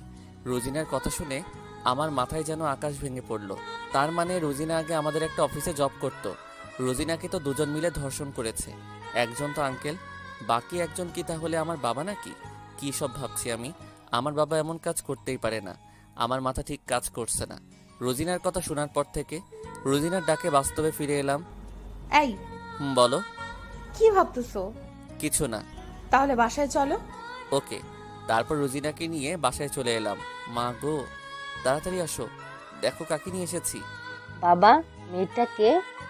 তোমাদের কাছে বলেছিলাম না একটা মেয়ের কথা, যার জন্য আমার এত পরিবর্তন। ও, তার মানে রুজিনা। তা মা, বাবাকে দেখতে পাচ্ছি না যে, বাবা কোথাও গিয়েছে নাকি? একটু আগে কে যেন ফোন করে দেখা করতে বলল, তাই তোর বাবা তার সাথে দেখা করতে গিয়েছে। মনে মনে ভাবতে লাগলাম, তাহলে কি আমার ধারণাই সঠিক? রাস্তায় আঙ্কেল আমাকে এই মেয়ের সাথে দেখে বাবাকে ফোন করে ডেকেছে। তোর আবার কি হলো? কিছু না মা। তোরা বসে গল্প কর, আমি নাস্তার ব্যবস্থা করতেছি। আন্টি, আমি কি আপনাকে নাস্তা তৈরি করতে একটু সাহায্য করতে পারি? না মা, তুমি কেন কষ্ট করবে? তার চেয়ে ভালো তুমি বসে গল্প করো। Please aunty. আচ্ছা চলো। তারপর রোজিনা মায়ের সাথে রান্না করে চলে গেল, আর আমিও ফ্রেশ হওয়ার জন্য আমার রুমে চলে এলাম। কিছু সময় পর মা নাস্তা করার জন্য ডাকতে লাগলো। আমিও নাস্তা করার জন্য চলে এলাম। তিনজন একত্রে বসে নাস্তা করতেছে, এমন সময় দেখি বাবা বাসায় চলে এলো। স্যার, আপনি কেমন আছেন? এই তো আছি, তুমি কেমন আছো? ভালো আছি। তা স্যার, আপনি এখানে হঠাৎ? রোজিনা, এটা আমার বাবা। ও, তা মা, তোমার উপরে আমি অন্যায় করে ফেলেছি অনেক। পরে শুনলাম, তারপর তোমাকে অনেক খুঁজেছি। তোমার বাসাও গিয়েছিলাম, কিন্তু তোমার নাকি বাসাটাও ছেড়ে চলে গিয়েছো। আমি মনে মনে ভাবতে লাগলাম, তাহলে আমার ধারণা সঠিক। সেই দুজনের মধ্যে আমার বাবাও ছিল। আমার ভাবতেও ঘৃণা হচ্ছে, আমার বাবা শেষ পর্যন্ত এমন একটা কাজ করতে পারলো। আরে না স্যার, তার জন্য আপনি নিজেকে কেন দায়ী করছেন? আপনি তো আর জানতেন না সেদিন আসলে কি হয়েছিল। তার মানে কি বাবা সেদিন সেখানে ছিলেন না? তাহলে বাবা কি ভুল করেছেন, যার জন্য বাবা রোজিনার কাছে লজ্জিত? বাবা আমাকে উদ্দেশ্য করে বলল, তুমি কি এই মেয়ের কথা বলেছিলে? বাবা। তার মানে আমার সেদিন করা ভুলের জন্য আজ এই মেয়ের জীবনটা নষ্ট হয়েছে। তখন যদি আমি একটাবার সত্যিটা জানার চেষ্টা করতাম, তাহলে আজ এমন দিন দেখতে হতো না। স্যার, এমনভাবে বলবেন না দয়া করে। এতে আপনারও তো কোনো দোষ নেই। সব আমার কপালে ছিল, তাই এমন হয়েছে। আমি আমার ভাগ্যটাকে মেনে নিয়েছি। আমি বাবা আর রোজিনার কথা ঠিক বুঝতে পারতেছি না, বাবা কি ভুল করেছে। এমন সময় মা বলে উঠল, আগে নাস্তা করে নাও, পরে কথা বলা যাবে। মেয়েটাকে কিছু খেতে দাও তো। আচ্ছা। তারপর নাস্তা শেষ করে বাবা জানতে চাইলো, সেদিন কি শরীফ একটাই ছিল, নাকি সাথে আরো কেউ ছিল? ছিল একজন সাথে। আপনার মনে আছে কি সেই দিন কোম্পানির বড় একটা অর্ডার পেয়েছিল দেশের বাহিরের? মনে আছে। সেদিন প্রোডাক্টস দেখার জন্য যে লোকটা এসেছিল, সেই লোকটা আর শরীফ স্যার মিলে সেদিন আমাকে। কিন্তু আমাকে একটা কথা বলো তো, তোমার অফিসটা 6টার সময় শেষ হয়, আর সেই লোকটা তো প্রায় রাত 7:30 পর্যন্ত অফিসে এসেছিল। কিন্তু শরীফ স্যার আমাকে বলেছিল যে তোমার কাজের দক্ষতার জন্যই এত বড় একটা অর্ডার পেয়েছি, তাই আমি চাই তুমি তার সাথে কথা বলে অর্ডারটা নিয়ে নাও। তারপর এসব হয়েছিল। ও, এখন বুঝতে পারলাম আমার ভাবনা ভুল ছিল। আমি অযথা বাবাকে এতক্ষণ ভুল বুঝলাম। আচ্ছা বাদ দিন না স্যার এসব কথা। অতীত মনে করতে চাই না স্যার আমি। আর আমার জন্য নিজে কষ্ট পাবেন না স্যার। স্যার, আমি অতীত ভুলে গিয়ে নতুন করে বাঁচতে চাই, তাই এসেছিলাম এখানে। আবির বলেছিল একটা চাকরির কথা, কিন্তু কি মা? এখন আমাকে দেখার পর আমাকে চাকরি দিবেন কিনা দিবেন না সেটা তো আমি জানি না। চাকরি দেবো না কেন বলো মা? আগে আবিরের কথা তোমার চাকরি দিয়েছিলাম তোমাকে না দেখেই, আর এখন তোমাকে দেখার পর আমরা তো ইচ্ছা তোমার হাতে সব দায়িত্ব তুলে দেব। কিংবা তুমি নেবে না পুরো অফিসের দায়িত্ব? স্যার, আমাকে এত বড় দায়িত্ব দিবেন না দয়া করে। আমি যতটুকু পারি আপনাকে আর আপনার ছেলেকে সাহায্য করব। না মা, আবিরকে সাহায্য করতে হবে না, পুরো দায়িত্বটাই তোমার উপর থাকবে। আমি আর আবির তোমাকে সাহায্য করব। আমি বাবাকে সোজা জড়িয়ে ধরে কাঁদতে লাগলাম আর বলতে লাগলাম, বাবা তুমি এত এত ভালো কেন? তোমার মতো বাবা পাওয়া আসলে ভাগ্য লাগে। স্যার, আমি কি এত বড় দায়িত্ব নিতে পারবো? আমাকে স্যার বলবেন এরপর থেকে, আমাকে আঙ্কেল বলবা, ঠিক আছে? ঠিক আছে স্যার। আমারও স্যার বলতেছো তুমি? সরি, ভুল হয়েছে আঙ্কেল। এখন ঠিক আছে। আর তুমি ভয় পাচ্ছ কেন মা? বলেছি তো আমি আর আবির তোমাকে সাহায্য করব। আর আমি কোন কথা শুনতে চাই না, শনিবার থেকেই তুমি অফিসে জয়েন করবে, শেষ কথা। ঠিক আছে আঙ্কেল। তারপর রোজিনাকে নিয়ে চলে এলাম বাইরে। কিছু সময় আড্ডা দিয়ে রোজিনাকে বাসায় পৌঁছিয়ে দিয়ে আমিও চলে এলাম বাসায়। শনিবার দিন সকালে আমি আর বাবা রুজিনাকে নিয়ে অফিসে চলে এলাম। সবাইকে রুজিনার দায়িত্বের কথা বলে দিল। সবাই যেন রুজিনাকে সাহায্য করে। এদিকে শরীফ আঙ্কেল তো অবাক। রুজিনার দায়িত্বে কাজ করতে হবে বলে আঙ্কেল বাবাকে কিছু একটা বলতে চাইছিল, কিন্তু বাবা ওনার কোনো কথাই শুনতে চায় না। দুদিন পর রুজিনা হঠাৎ আমাকে ফোন করে বাবাকে নিয়ে তাড়াতাড়ি অফিসে যেতে বলল। আমি আর বাবা অফিসে পৌঁছানোর পর রুজিনা একটা ফাইল বের করে দিল আর ফাইলটা দেখতে বলল। ফাইলটা দেখে তো বাবার মাথা গরম হয়ে গেল, কারণ ফাইলে হিসাবের গলমিল রয়েছে অনেক। তারপর বাবা শরীফ আঙ্কেলের কাছে টাকার হিসাব চাইল। এতগুলো টাকা কোন কাজে লাগিয়েছে, কিন্তু আঙ্কেল কিছুই বলছেন না, শুধু মাথা নিচু করে দাঁড়িয়ে আছেন। বাবা আবারও জানতে চাইল শরীফ আঙ্কেলের কাছে টাকার কথা। এবারও কোনো কথা বলছে না। ততক্ষণে রুজিনা পুলিশ কল করেছে। কিছুক্ষণ পরই পুলিশও চলে এলো। তারপর বাবা আঙ্কেলকে পুলিশের হাতে তুলে দিল। এদিকে রুজিনার কাজের প্রতি দায়িত্ব দেখে বাবা অনেক খুশি।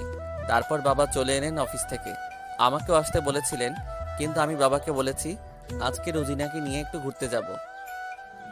এখন চলো, আজকে তোমাকে আর কোনো কাজ করতে হবে না। এখন আমরা ঘুরতে যাব, কোথায়? যেদিকে মন চায়। না, এখন অফিস টাইম। এখন অফিস টাইম, তুমি অফিসের কাজ ফেলে তোমার সাথে ঘুরতে যেতে পারবো না। আমি এত কিছু শুনতে চাই না। তুমি আমার সাথে যাবে মানে যাবে। সরি, আমি পারবো না। তুমি তো আগে এমন ছিলে না। আগে তো চাকরি করতাম না, তখন নিজের সময় ছিল। এখন এই সময়টা আমার না, এখন সময়টা মালিকের। সো আমি এখন যেতে পারবো না। দেখো, আমার মেজাজ গরম করো না, নয়তো। নয়তো কি?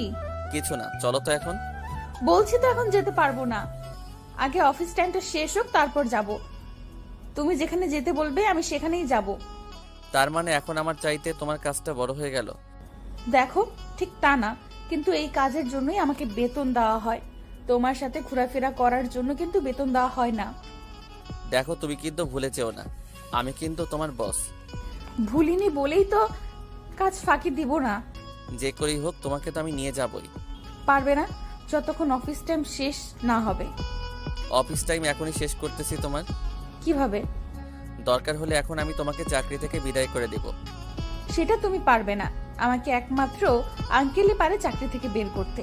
দরকার হলে এখনই বাবাকে ফোন করে বলবো তোমাকে চাকরি থেকে বিদায় করতে। চেষ্টা করে দেখো পারো কিনা। তারপর বাবাকে সবকিছু খুলে বললাম। বাবাকে বললাম যে শুধু আজকের দিনের জন্য চাকরিটা নিয়ে নেই। তারপর বাবা রুজিনাকে ফোন করে বলল, তোমাকে এখন আর অফিসে দরকার নাই। তুমি এখন কি বলবা? এখন তো আর কাজ নাই তোমার হাতে, এখন চলো। আমি ঘুরতে যাব না বলে তুমি আমার চাকরিটাই নিয়ে নিলে? অবশ্যই, আমি তোমার জন্য সবকিছু করতে পারি। এখন যদি আমি বলি তোমার সাথে কোথাও যাব না, আমি আমার বাসায় চলে যাব, তখন কি করবা? কি করব মানে? জোর করে নিয়ে যাব? আমি যাব না। তুমি থাকো তোমার অফিস নিয়ে, আমি বাসায় চলে যাচ্ছি। দয়া করে এমন কথা বলো না। তোমাকে নিয়ে ঘুরতে যাব বলে বাবাকে বলে তোমাকে কাজ থেকে বের করলাম, আর এখন বলছো তুমি যাবে না? দয়া করো আমার উপর। আমি কোনো দয়া টয়া করতে পারবো না। আচ্ছা, তোমাকে যেতে হবে না, আমি একাই যাচ্ছি। তখন কিন্তু কিছু বলতে পারবে না আমাকে। কোথায় যাবা তুমি? নেশা করতে। কি? আবার বলো তো দেখি। আমি নেশা করব। না, তুমি আমাকে কথা দিয়েছো তুমি আর কোনো সময় নেশা করবা না। তাহলে এখন কি সব বলছো? তুমি আমার কথা না শুনলে নেশা করবই, তাতে তোমার কি? আচ্ছা চলো, কোথায় যেতে হবে? তোমাকে কোথাও যেতে হবে না, আমি একাই যাব। এত বেশি কথা বলো কেন? তারপর রুজিনাকে নিয়ে ঘুরতে বের হলাম। সারাদিন অনেক মজা করলাম। বিকেলের দিকে রুজিনাকে বললাম, তুমি কি এখন অফিসে যাবে নাকি বাসায়? অফিসে কেন যাব? আমার তো চাকরিটাই নেই। আরে আছে, তোমার চাকরি তো ছিল না, শুধু তুমি আমার সাথে বের হচ্ছিলে না দেখে নিয়েছিলাম। তারপর রুজিনাকে অফিসে নামিয়ে দিয়ে আসার সময় রুজিনা হঠাৎ বলল, তোমার সাথে একটু কথা আছে। বলো, কি বলবা? আমার কিছু পরিচিত মেয়ে আছে, আমি তাদের এখানে কাজের ব্যবস্থা করে দিতে চাই। তুমি কি বলো? আমি কি বলবো? দেখো, সমস্ত দায়িত্বটাই তোমাকে দেওয়া হয়েছে, সো তুমি ভালো জানো তুমি কি করবা।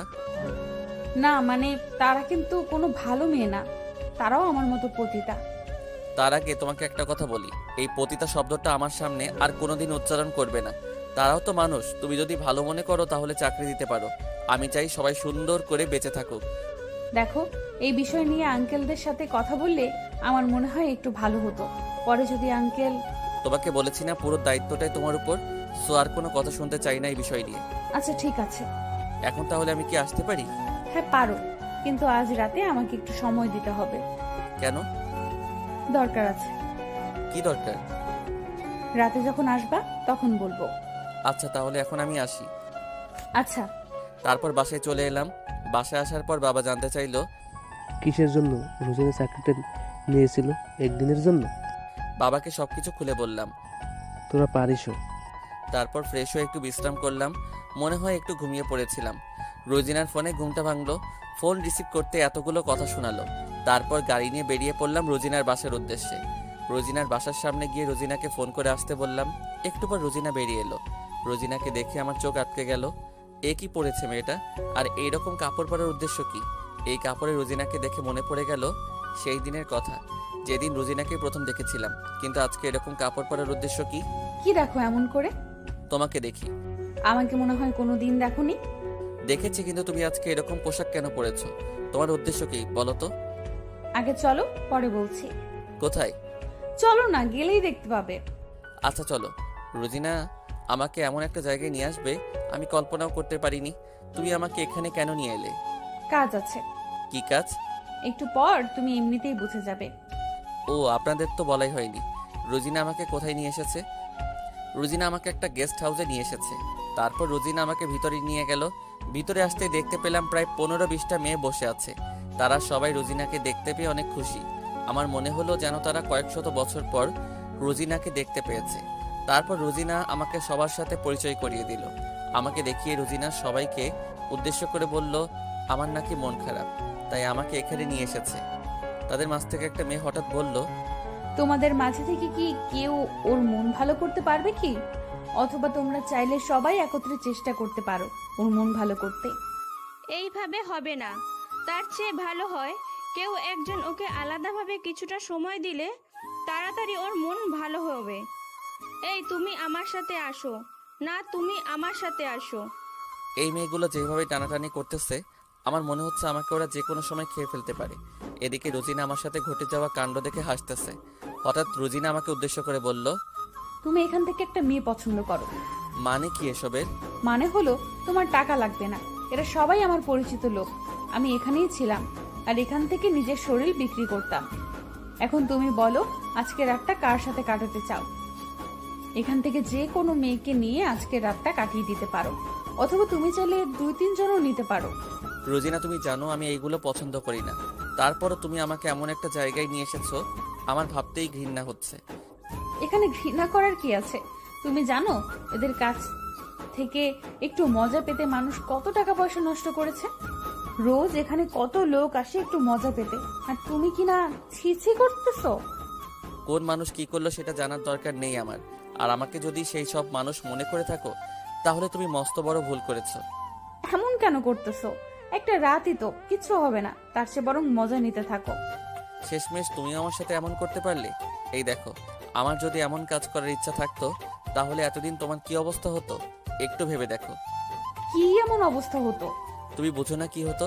আমি ইচ্ছা করতেই প্রতিদিন তোমাকে ভোগ করতে পারতাম, নিজের শরীরের চাহিদা প্রতিদিন মেটাতে পারতাম। আমি যদি তোমাকে এমনটা ভাবতাম তাহলে তুমি এতদিন এখানে থেকে তোমার শরীর বিক্রি করতে হতো। তোমাকে কথাটা শেষ করার আগে রোজিনা আমাকে জড়িয়ে ধরে মুখের উপর হাত দিয়ে চেপে ধরলো।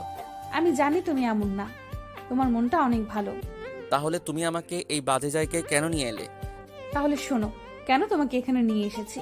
আমি যখন আমার পরিবর্তনের কথা তাদের বলেছিলাম যে সব কিছুর মূল্য রয়েছে তুমি, কিন্তু তারা বিশ্বাস করতে পারেনি। তারা আমাকে বলল আমার শরীর দেখিয়ে নাকি আমি তোমাকে পাগল করেছি।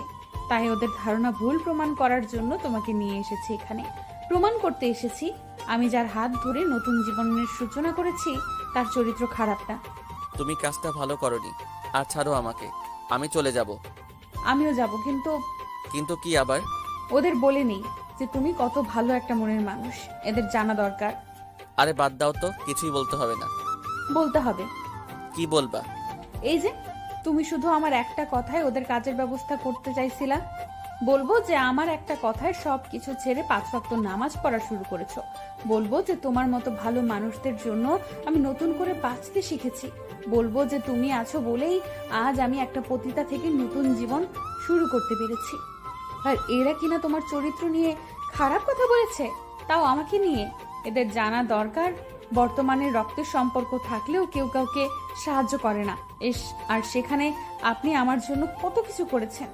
আপনার মতো মানুষ লাখে একটা পাওয়া যাবে কিনা সন্দেহ। আর এরা আপনার চরিত্র নিয়ে কথা বলছে। হঠাৎ সবাই রোজিনা আর আমার কাছে ক্ষমা চাইতে লাগলো। আমরা বুঝতে পারছি আমাদের মস্ত বড় ভুল হয়ে গেছে, দয়া করে আমাদের মাফ করে দেন। কারো চরিত্র নিয়ে কথা বলার আগে তার সম্পর্কে ভালো করে খোঁজ খবর নিয়ে তারপর কথা বলতে হয়, নয়তো। কথাটা শেষ করার আগে কয়েকজন রোজিনাকে জড়িয়ে ধরে কাঁদতে লাগলো। রোজিনা বুঝতে পারতেছে না ঠিক কি করবে এমন সময়। তাই আমি রোজিনাকে বললাম, ভুল তো মানুষই করে, আর ক্ষমাও কিন্তু মানুষই করে। আর যে ক্ষমা করতে জানে সে হলো মহৎ লোক। সত্যি বলতে তাদের কান্না দেখে কখন যে নিজেই কেঁদে দিয়েছি আমি বুঝতেই পারিনি। তোমরা দেখেছো, তোমরা যার চরিত্র নিয়ে বাজে কথা বলেছো, একটা বার তার দিকে তাকিয়ে দেখো, তোমাদের জন্য তার দু চোখে জল। আচ্ছা বাদ দাও তো, যার জন্য এসেছো সেই কথাটা বলো আগে। তারপর রোজিনা সবাইকে উদ্দেশ্য করে বলল, তোমাদের জন্য কাজের ব্যবস্থা করা হয়েছে, তোমরা চাইলে কাজে জয়েন করতে পারো। যদি তোমাদের কাজ করার ইচ্ছা থাকে তাহলে আগামীকাল সকালে এই ঠিকানাতে চলে এসো তোমরা। আর এখন আমরা আসতেছি, সবাই ভালো থেকো। তোমরা এখন যেতে পারবে না, আগে আমরা চাই তোমরা আমাদের সাথে বসে কিছু মুখে দিয়ে তারপর এখান থেকে যাবে। তারপর সবাই একত্রে বসে খাবার খেয়ে চলে এলাম। অনেকটা রাত হয়েছে, তাই রুজিনাকে আমাদের বাসায় নিয়ে এলাম। বাসায় আসতে দেখতে পেলাম বাবা মা এখনো জেগে আছেন।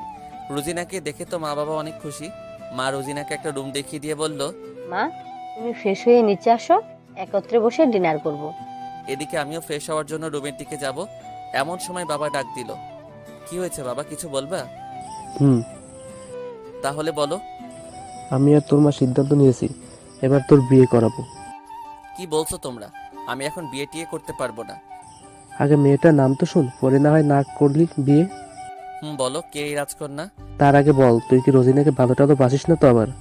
ভালোবাসলে কি আর না বাসলে কি, তোমরা তো আর এমন একটা মেয়েকে মেনে নিবে না। কেন মেনে দিব না? কারণ সে একটা পতিতা ছিল। বুঝলাম, কিন্তু আমি আর তোর মা ঠিক করেছি রোজিনার সাথেই তোর বিয়েটা দিব। কিন্তু বাবা তোমরা তো জানো মেয়েটার অতীত, পরে তো আবার ওই মেয়েটাকে কষ্ট দিবে না। এমন না যে রুজিনাকে আমি ভালোবাসি না, তা কিন্তু না, আমিও রুজিনাকে অনেক ভালোবাসি। আর সবচেয়ে বড় কথা হলো, এমন একটা মেয়েকে জীবনসাথী করতে পারলে তো আমি ধন্য। কিন্তু বাবা আমাকে বুঝতে দিলাম না যে আমিও রুজিনাকে ভালোবাসি। দেখ বাবা, অতীত নিয়ে কারো বিচার করা যায় না। সবচেয়ে বড় কথা হলো তুই যে রুজিনার জন্য নিজের এতটা পরিবর্তন করতে পারছো, তাই আমরা ভেবে দেখলাম রুজিনা যদি তোর সাথে সারা জীবনের দায়িত্ব নিয়ে নেয় তাহলে আমাদের পরিবারটা অনেক সুখী একটা পরিবার হবে। কিন্তু বাবা আমার কথায় তো আর লাভ নেই। আগে জানতে হবে রুজিনা আমাকে ভালোবাসে কিনা। রুজিনার কথা বলতে বলতে রুজিনা হাজির। যেই মা রুজিনাকে বলতে যাবে ঠিক তখনই রুজিনা বলে উঠল, আন্টি দেখুন, আন্টি এটা হয় না। কেন না মা? আন্টি আপনারা তো সবাই আমার অতীতটা জানেন, আমি কি ছিলাম। অতীত দিয়ে কি করব মা? সবচেয়ে বড় কথা হলো তুমিও একটা মানুষ, তোমারও একটা ভবিষ্যৎ আছে। আর তোমার মতো ভালো একটা মেয়ে আমরা আর পাবো না। তোমার জন্য আজ আমার ছেলেটা নতুন করে বাঁচতে শুরু করেছে। তারপরও আন্টি আমি চাই না আমার জন্য আপনারা মানুষের কাছে ছোট হন। আর আপনারা আমাকে যে ভালোবাসা দিয়েছেন সেই ভালোবাসা দিয়ে আমি বাকিটা জীবন কাটিয়ে দিতে পারবো। এতক্ষণ আমার বাবা, আমার মা আর রোজিনার কথাগুলো শুনছিল, কিছুই বলেনি বাবা। কিন্তু বাবা মনে করলো এখন কিছু একটা বলতে হবে। মা তুই এদিকে আসতো। আচ্ছা আঙ্কেল, আপনিই বলেন তো এটা কি করে হয়? শোন মা, তোমাকে আমি কয়েকটা কথা বলবো, মন দিয়ে শুনো। বলেন আঙ্কেল। তুমি কি আমাদেরকে ভালোবাসো? অনেক ভালোবাসি। আচ্ছা তুমি কি চাও আমরা কষ্ট পাই? না আঙ্কেল। আচ্ছা মা, তুমি যদি কোনোদিন শোনো যে আবির আবার আগের মতো হয়ে গেছে, নামাজ পড়া বাদ দিয়ে আবারও নেশা করা শুরু করে, তাহলে কি তুমি কষ্ট পাবে না মা? অনেক কষ্ট পাবো। এখন শোনো, তুমি যদি আমাদেরকে কষ্ট দিতে না চাও তাহলে আর কোনো কথা বলো না মা। আঙ্কেল। মা তোমাকে কিছু বলতে হবে না, শুধু আমার একটা কথার উত্তর দাও তো মা। বলেন আঙ্কেল। আচ্ছা মা, আমার ছেলেটা কি খুব খারাপ যে তুমি তাকে বিয়ে করতে যাও না? কি বলছেন আঙ্কেল এসব? আপনার ছেলের মতো ভালো একটা মানুষই হয় না। আসলে আমি আপনার ছেলের যোগ্য না আঙ্কেল। আমি তো তোমার যোগ্যতার কথা বলিনি, আমি বলেছি তুমি আমার ছেলের আমার উপর দায়িত্ব দিয়ে বলেছি। আঙ্কেল আমার জন্য আপনাদের কিন্তু লোকের কাছে খারাপ খারাপ কথা শুনতে হবে। সবাই আঙুল দিয়ে বলবে আপনার ছেলের বউ একটা পতিতা ছিল। আমাকে আপনারা যে ভালোবাসা দিয়েছেন, সেই আমার জন্য যখন আপনারা লোকের কাছে এসব কথা শুনবেন, তখন কিন্তু আমার অনেক খারাপ লাগবে। কে কি বললো সেটা আমাদের কিছু যায় আসে না। এখন আমি শুধু জানতে চাই তুমি কি আমাদের দায়িত্বটা নেবে কিনা। আচ্ছা ঠিক আছে আঙ্কেল। আরও একটা কথা আছে। কি কথা আঙ্কেল? আমাকে আঙ্কেল বলা যাবে না, বাবা বলতে হবে। ঠিক আছে বাবা। এদিকে মা রুমে চলে যাবে রাগ করে। এমন সময় রুজিনা বলে উঠল, মা তুমি কোথায় যাচ্ছ? কোথাও না রে মা, আয় আমার কাছে আয়, তোকে আজ আমি নিজের হাতে খাইয়ে দিব। মা রুজিনাকে নিজ হাতে খাইয়ে দিচ্ছে আর আমার খুব হিংসা হচ্ছে। মা সেটা বুঝতে পেরে, থাকর, তোকেও খাইয়ে দিচ্ছি। সবাইকে এইভাবে একত্রে খেতে দেখে কেন জানি আমার চোখে জল বের হলো। সত্যি বলতে এইসব কিছুর পেছনে রুজিনা। এই মেয়েটার মাঝে জাদু আছে, মানতে হবে। এই কয়দিনে সবার মন জয় করে নিয়েছে। এমন একটা জীবনসাথী পেয়ে সত্যিই খুব ভালো লাগছে। এদিকে সবার খাবার শেষ হয়েছে। মা রুজিনার রুমটা দেখিয়ে দিতে বলল। অনেক রাত হয়েছে মা, তুমি রুমে গিয়ে ঘুমিয়ে পড়ো। আচ্ছা মা, আপনারাও ঘুমিয়ে পড়েন। তারপর রুজিনা চলে গেল নিজের রুমে। আমিও নিজের রুমে চলে এলাম। কিছুক্ষণ পর আমি রুজিনার রুমের সামনে গিয়ে দেখতে পেলাম রুমের দরজা ভিতর থেকে লক করা। তাই আস্তে করে নক করলাম। রুজিনা দরজা খুলে দিয়ে, এত রাতে তুমি এখানে কেন? যদি মা বাবা দেখে নেয় যে তুমি আমার রুমে এত রাতে, তাহলে কিন্তু অনেক খারাপ ভাববে। তাতে আমার বয়েই গেছে। তোমার কোনো সমস্যা না হলেও আমার হবে। তাহলে সরো, আমি ভিতরে গেলেই তো কেউ দেখতে পাবে না। কি বলছো তুমি? এত রাতে রুমের ভেতরে কেন যাব? তুমি চলে যাও, আমি ঘুমাবো। নয়তো আমি চিৎকার করে মা বাবাকে ডাকবো। মা বাবাকে ডেকে কি বলবা? যে বলবো যে তুমি আমার সাথে অসভ্যতামি করতেছো। কি এই কথা বলবা তুমি মায়ের কাছে? হুম, এই কথাই বলবো। ভালোই ভালোই বলছি, তুমি চলে যাও। আমিও রুজিনাকে সরিয়ে দিয়ে রুমের ভিতরে ঢুকে পড়লাম। এবার বাবা মাকে ডাকো আর ডেকে বলো দয়া করে চলে যাও। রুজিনার মুখের দিকে তাকিয়ে দেখলাম যে মনে হয় একটু পরেই কেঁদে দিবে। রুজিনাকে এই সময় দেখতে কিন্তু খুব ভালো লাগছে। তাই আমি রুমের দরজা লাগিয়ে লক করে দিলাম। এই, তুমি এইভাবে দরজা লক করছো কেন? তোমাকে একটু আদর করব বলে। কি বলছো তুমি এইসব? তোমার মাথা ঠিক আছে? আমার মাথা ঠিকই আছে। মাথা ঠিক থাকলে তো এমন করার কথা না। দেখো, আমি এত কিছু শুনতে চাই না। আর তুমি তো কয়েকদিন পর আমার বউ হবেই। তাহলে এখন একটু আদর করলে সমস্যা কি? অনেক সমস্যা। আমি এত কিছু শুনতে চাই না। তাহলে দেখাচ্ছি। এই কথা বলে এগিয়ে গিয়ে রুজিনার দুটি হাত ধরে রুজিনাকে বিছানাতে নিয়ে বসিয়ে দিলাম। দেখো, তুমি এমন করো না। দয়া করে আমার কথা শোনো। রুজিনার মুখে আমার একটা আঙ্গুল দিয়ে বললাম, কোনো কথা হবে না, শুধু আজকে রাতের জন্য তুমি আমার হয়ে যাও। শুধু আজকে রাতের জন্য কেন, আমি তো সারা জীবনের জন্যই তোমার হব। কিন্তু আগে বিয়েটা হোক। বিয়ে তো হবেই আমাদের। তাহলে এখনই আমাকে কাছে পেতে হবে কেন? বিয়ের পর আমার সবকিছু তো তোমারই। তাহলে এখন একটু কাছে আসলে কি এমন হবে? দেখো, বিয়ের আগে এমনটা করা ঠিক হবে না। আমি এত কিছু শুনতে চাই না। কথাটা বলেই রুজিনার দু কাঁধে হাত দিতেই রুজিনার চোখ বন্ধ করে নিল। রুজিনা বুঝতে পারছে এখন আমাকে বাধা দিয়ে কোনো লাভ হবে না। তাই রুজিনা নিজেকে সঁপে দিল আমার কাছে। আমিও রুজিনার কপালে একটা ছোট্ট করে চুমু এঁকে দিয়ে রুজিনাকে চোখ খুলতে বললাম। রুজিনা চোখ মেলে তাকাতেই বললাম, ভয় পেয়েছো মনে হয়? না। কি ভয় পাওনি? বললাম তো না। কিন্তু কেন? কারণ তোমার প্রতি আমার বিশ্বাস আছে, তুমি এমন একটা কাজ করবে না। তাই? হুম। এত বিশ্বাস আমার উপর? হুম, অনেক বিশ্বাস করি তোমাকে। দাঁড়াও, বিশ্বাস আমি এখনই ভেঙে দিতেছি। কি কি করতে চাও? আমি তোমার বিশ্বাসের অমর্যাদা করে তোমাকে আজকে রাতে একটু আদর করবই করব। না, এমন করো না তুমি। না করলে তো আর শুনবো না। তার চেয়ে বরং আমি যা করতে চাই চুপ করে রাজি হয়ে যাও। নয়তো নয়তো কি? নয়তো আমি তোমাকে জোর করে করব। তাহলে আমি যদি এখন রাজি না হই, তাহলে তুমি আমাকে ধর্ষণ করবে? হুম, অবশ্যই। আর এটাকে যদি তুমি ধর্ষণ মনে করো তাহলে তো আমার কিছুই করার নেই। কিন্তু আজকে রাতটা তোমাকে আমি আদর করব, এটাই ফাইনাল। আচ্ছা, আমি রাজি আছি। কি করতে রাজি তুমি? তোমার আদর পেতে তৈরি আমি। এত তাড়াতাড়ি রাজি হলে কেন? কি করব বলো? আমাকে তোমার লাগবেই। আর এদিকে তোর রাতও বেশি একটা নেই, তাই রাজি হয়ে গেলাম। আমি কোনো কথা না বলে দরজার লক খুলে দিলাম। কি হলো, দরজা কেন খুললে? আমি আমার রুমে যাব তাই। তাহলে আমার কি হবে? তোমার আবার কি হবে? আমি যে রাজি হলাম তার কি হবে? আমি তো তোমার সাথে মজা করলাম, এখন ঘুমাও, সকালে তো অফিস আছে। আমি জানি তোমার সাথে রাত কাটানোর কথায় রাজি হলে তুমি আমাকে কিছুই বলবে না। না, অনেক রাত হয়েছে, এখন ঘুমিয়ে পড়ি। আর আমিও আমার রুমে এসে ঘুমিয়ে পড়লাম। সকালে রোজিনার ডাকে ঘুমটা ভেঙে গেল। নামাজের জন্য রোজিনা ডাকছে, তাই নামাজ পড়ে আবার ঘুমালাম। একটু পর আবারও রোজিনা ডাকছে নাস্তা করে অফিসে যাওয়ার জন্য। কি আর করার, বিছানা ছেড়ে ফ্রেশ হয়ে নাস্তার টেবিলে এসে দেখলাম সবাই আমার জন্য অপেক্ষা করতেছে। সবার সাথে নাস্তা শেষ করে রোজিনাকে নিয়ে অফিসে চলে এলাম।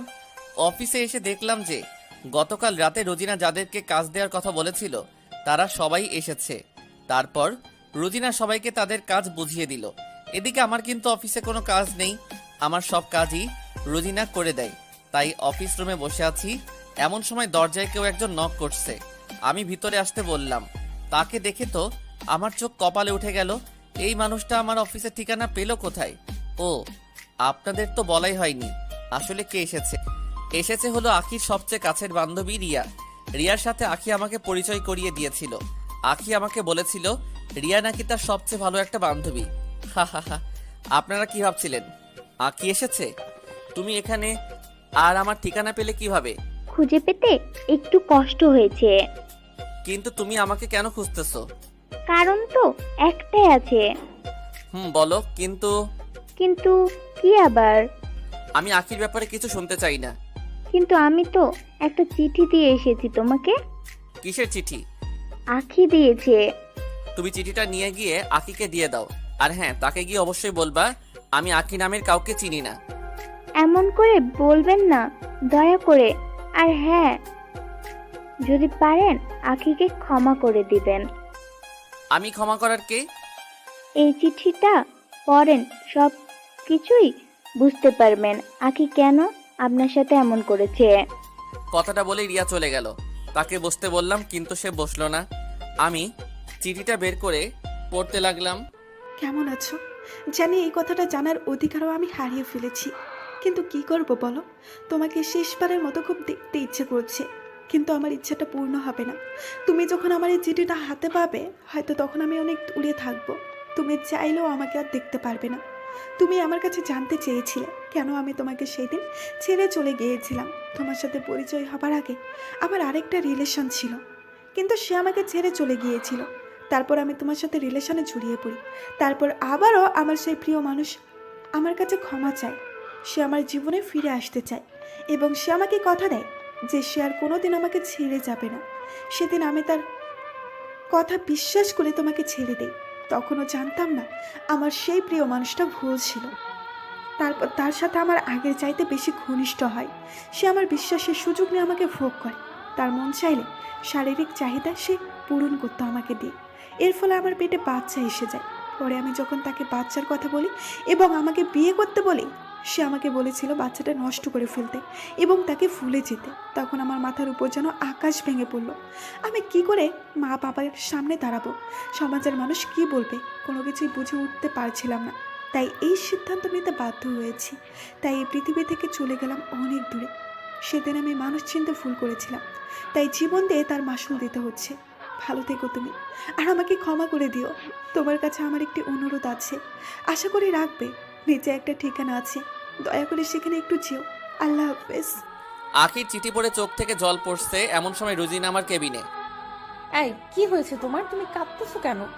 আমি রোজিনার হাতে চিঠিটা ধরিয়ে দিলাম। রোজিনা চিঠিটা পড়ার পর আমাকে বলল, চলো। কোথায়? কোথায় আবার? চিঠি দেওয়ার ঠিকানায়। আমি আর রোজিনা চিঠির দেওয়ার ঠিকানায় পৌঁছাতে একজন আমাকে জানতে চাইলো আমি আবির কিনা। আমি আবির। তারপর সেই লোক একটা রুমে নিয়ে আমার হাতে একটা চিঠি আর একটা ছোট্ট শিশু আমার কোলে তুলে দিল। ছোট্ট বাবুটা অনেক কিউট।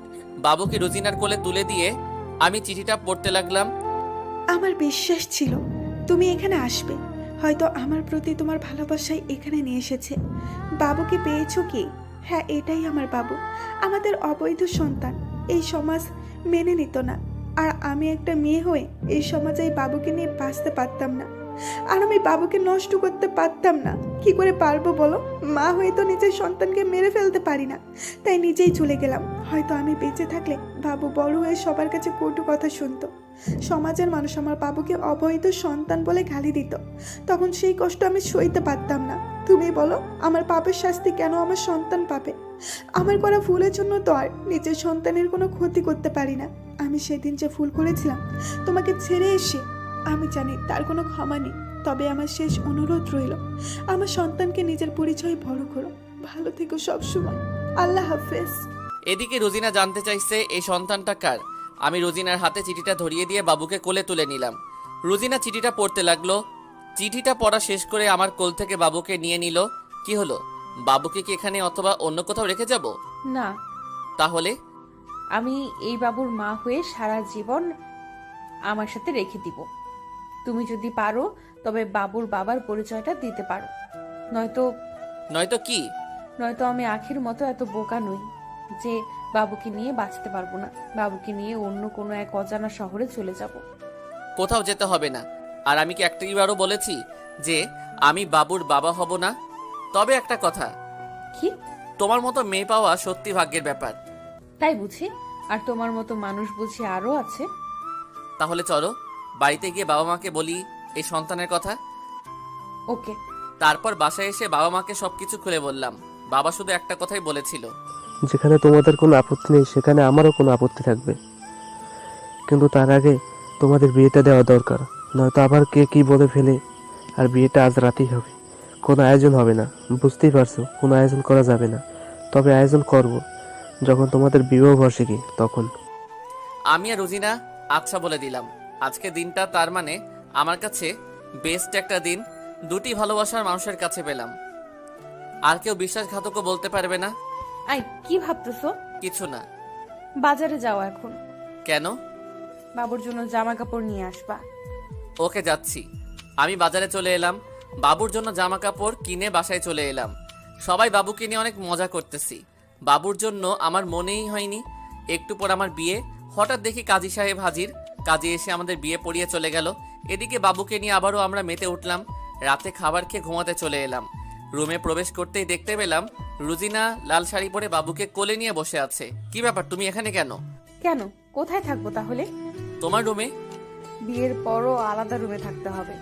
ও, আমার তো মনেই ছিল না আমাদের বিয়ে হয়েছে। তা বাবু তোমার কোলে কেন?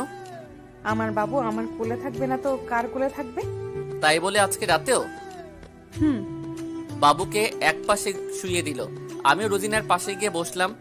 যখন রোজিনাকে আদর করতে যাব ঠিক তখনই বাবুটা কেঁদে উঠল। তখন রোজিনাকে বললাম, যাও বাবুকে নিয়ে অন্য রুমে নিয়ে ঘুমিয়ে পড়ো। আর বাবু ঘুমিয়ে? আমি বুঝতে পারছি তোমাকে আদরটা করা হবে না। দাঁড়াও, বাবুকে মায়ের কাছে দিয়ে আসতেছি। একটু পর রোজিনা চলে এলো। তারপর বুঝতেই পারছেন কি হবে। দেখতে দেখতে আজ 1 বছর কেটে গেল। আজ আমাদের বিবাহ বার্ষিকী। বাবা অনেক বড় আয়োজন করেছে। আর আমাদের ফ্যামিলিটা অনেক হ্যাপি একটা ফ্যামিলি। সবকিছু সম্ভব হয়েছে রোজিনার জন্য। আর রোজিনা মা হতে চলছে। আমাদের জন্য দোয়া করবেন। সবাই ভালো থাকবেন। আল্লাহ হাফেজ।